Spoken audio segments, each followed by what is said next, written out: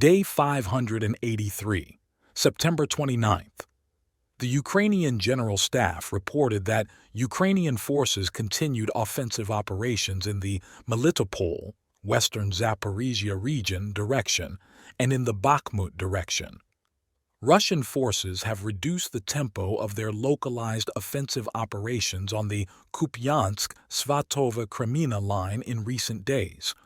Russian and Ukrainian officials are increasingly reporting fewer Russian ground attacks in the Kupyansk and Lyman directions, indicating that Ukrainian offensive operations have drawn Russian forces away from the Kupyansk-Svatove-Kreminna line and significantly degraded the Russian offensive effort on this line. Russian offensive operations on the Kupyansk-Svatove-Kreminna line aim to pin Ukrainian forces on this line and away from more critical areas of the front. Russian forces conducted defensive operations and reinforced units in the past week, while Ukrainian forces conducted offensive operations and pushed Russian forces from unspecified positions. Russian aviation has become increasingly active on this line as ground attacks have apparently diminished, and Russian sources consistently claim that Russian airstrikes hit Ukrainian-controlled bridges across the Oskil River, presumably to stymie the threat of any Ukrainian offensive operations east of the river. Russian aviation is increasingly active in the Kharkiv, Luhansk, and Kherson oblasts and apparently less active in areas of western Zaporizhia Oblast, where Ukrainian forces are conducting counteroffensive operations. Russian forces have been increasingly conducting airstrikes against targets in the west, right, bank of Kherson Oblast, and against rear Ukrainian ground lines of communication in the Kupyansk direction in the past week. Russian Su-35 attack aircraft and Ka-52 helicopters are increasingly active in the Kupyansk and Lyman directions, and that Russian forces conducted 21 airstrikes in these directions, primarily near the Siversk and the Serebryansky forest area.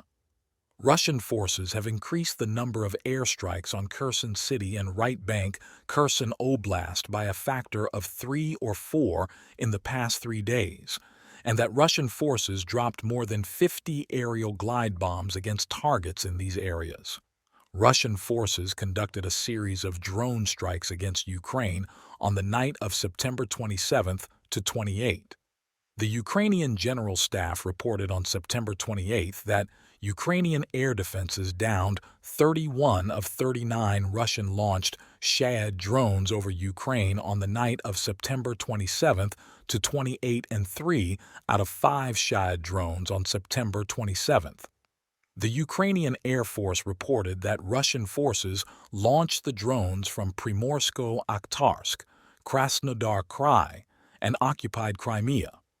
Russian companies have modified the Russian-produced Shahed 136 drones to contain more domestically produced parts, but have not improved the drone's tactical or technical characteristics.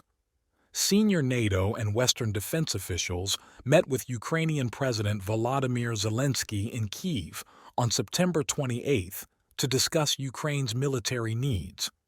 NATO Secretary-General Jens Stoltenberg, UK Defense Secretary Grant Shapps, and French Defense Minister Sébastien Lecornu discussed defensive cooperation and strengthening Ukrainian air defenses with Zelensky. Russian forces conducted offensive operations along the Avdiivka-Donetsk city line on September 28th, but did not make any confirmed advances. Russian milbloggers continue to express concern about Ukrainian activity on islands in the Dnipro River Delta and the possibility of a Ukrainian crossing to the east bank of Kherson Oblast. A prominent Russian milblogger claimed on September 28th that small Ukrainian groups landed in marsh areas northeast of Oleshki.